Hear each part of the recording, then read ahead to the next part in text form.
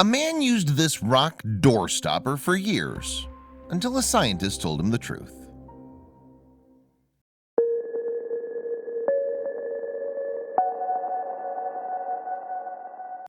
Wouldn't it be nice if that old portrait you picked from that yard sale 10 years ago turned out to be a priceless work of art? Or if those tchotchkes your great-grandma handed down to you were worth a small fortune? Everyone dreams of the seemingly worthless things sitting around their homes, making them a millionaire. And for some, this dream may actually come true. For 30 years, one Michigan man believed that the doorstop keeping his backyard shed ajar was nothing more than a large, worthless stone. But after getting an expert opinion, he learned that there was much more to this simple rock than met the eye, and that he was about to become a very rich man. Most home buyers are pretty adamant about checking out a property before buying, and David Mazurek was no different. Sure, the Edmore, Michigan farm he was looking to purchase back in 1988 wasn't exactly brand new, but Mazurek still wanted to know exactly what he was getting himself into. As the property's owner led him on a tour of the farm, Mazurek noticed a large stone propping open the door of the back shed.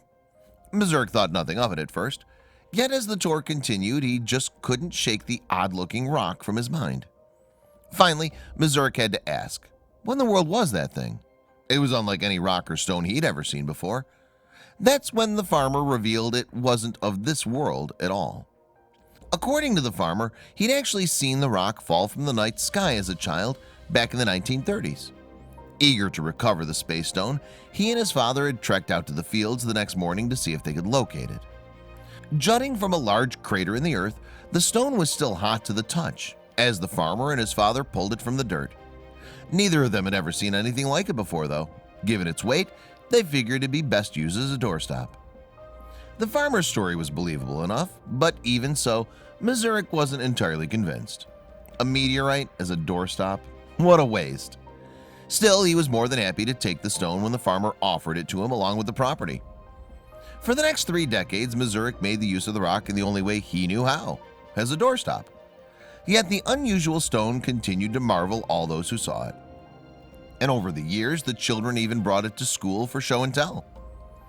Finally, following a meteor shower in 2018, Mazurek began to wonder if the farmer's story might have been true after all.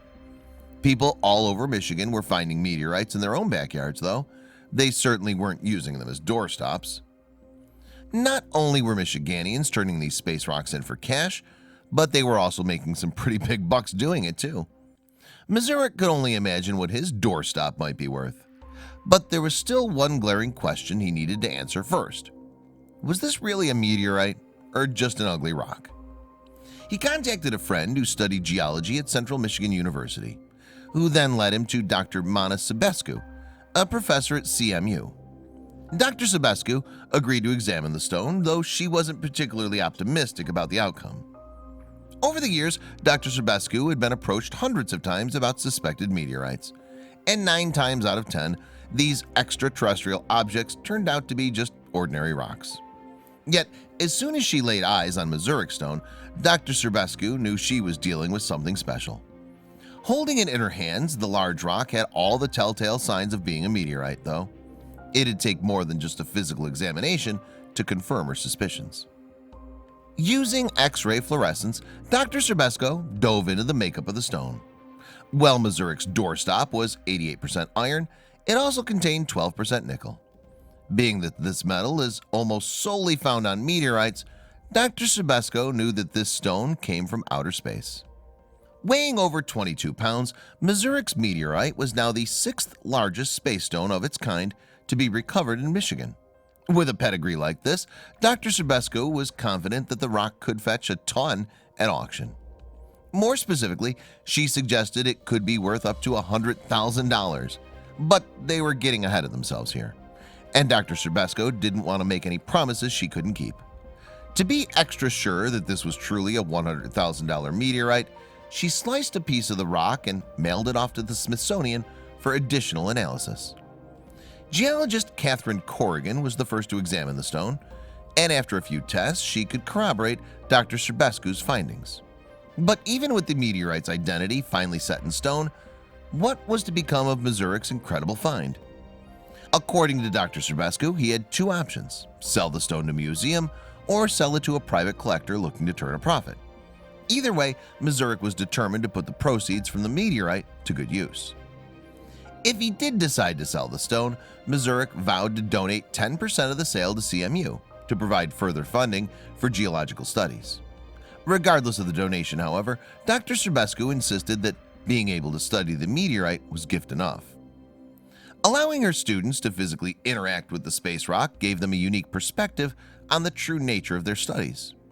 Just think, what I was holding is a piece of the early solar system that literally fell into our hands, Dr. Serbescu recalled.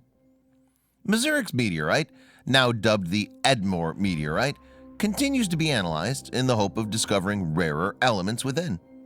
But although meteorites are not an entirely uncommon sight here on Earth, one unusual stone once found on the moon had no earthly business being there at all.